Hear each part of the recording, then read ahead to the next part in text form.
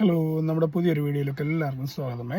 കുറേ നാളായി ഒരു വീഡിയോ ഇട്ടിട്ടില്ലേ, സമയം കിട്ടിയില്ല, കുറച്ച് തിരക്കായിരുന്നു. അപ്പോൾ ഇപ്പോൾ ഇച്ചിരി സമയം കിട്ടിയപ്പോൾ ഒരു വീഡിയോ ഇടാമെന്ന് വെച്ചു. അങ്ങനെ നമ്മുടെ വണ്ടി എടുത്തിട്ട് നമ്മുടെ സെക്കൻഡ് സർവീസ് കഴിഞ്ഞു. ഇപ്പോൾ ഏകദേശം വണ്ടി ഓടിയേക്കുന്നത് 11,124 കിലോമീറ്റർ വണ്ടി ഓടിയിട്ടുണ്ട്.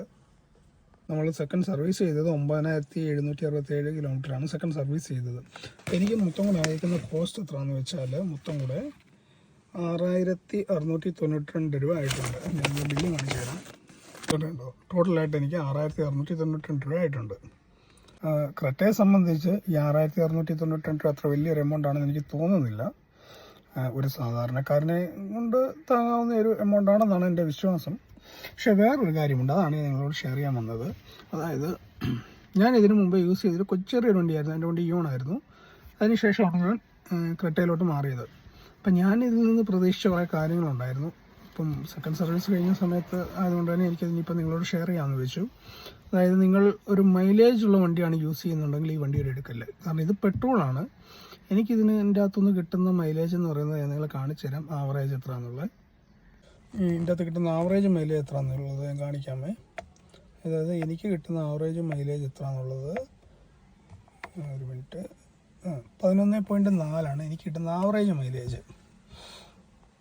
വണ്ടി എടുക്കാൻ ചെല്ലുന്ന സമയത്ത് ഷോറൂമിൽ ചെന്ന് എൻക്വയറി നടത്തുമ്പോൾ അവർ അഡ്വൈസർ നമ്മളോട് പറയുന്നത് 14-15 കിട്ടും എന്നാണ് പറയുന്നത്. ഡീസലിനാണ് 17 പുറത്ത് കിട്ടും. പക്ഷേ എനിക്ക് ഈ വണ്ടി യൂസ് ചെയ്തിട്ട് ഇപ്പം ഏകദേശം 11 സംതിങ് ആയി എൻ്റെ കിലോമീറ്റർ. എനിക്ക് ഈ പറയുന്ന 11.4 അടുപ്പിച്ചാണ് കിട്ടുന്നത്. ചില സമയത്ത് അത് 9 ആകാം. അപ്പം ക്രെറ്റ ചൂസ് ചെയ്യുന്ന നിങ്ങൾ മെയിനായിട്ട് മൈലേജ് ഉള്ള വണ്ടി ഏതാണെന്നുള്ളത്, ഡീസലോ അത് നിങ്ങളുടെ ഇഷ്ടമാണ്, അത് നോക്കിയെടുക്കുക.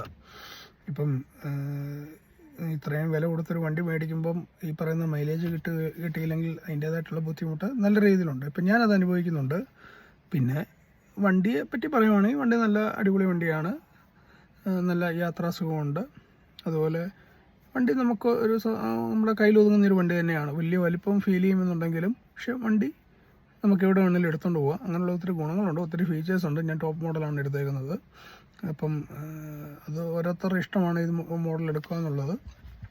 അപ്പം നിങ്ങൾ മൈലേജുള്ള വണ്ടിയാണ് ചൂസ് ചെയ്യുന്നുണ്ടെന്നുണ്ടെങ്കിൽ പെട്രോൾ ദയവായിട്ട് എടുക്കാതിരിക്കുക. കാരണം പെട്രോളിന് തീരെ മൈലേജ് പൊതുവെ കുറവാണെന്നാണ് പൊതുവെ ഉള്ള അഭിപ്രായം.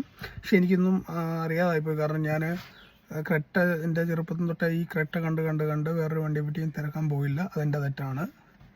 അപ്പം പുതിയൊരു വണ്ടി എടുക്കാൻ പോകുന്നത് നിങ്ങൾ അത്യാവശ്യം വിലയുള്ള വണ്ടി നോക്കി നല്ല രീതിയിൽ പഠിച്ച് മാത്രം വണ്ടി എടുക്കുക.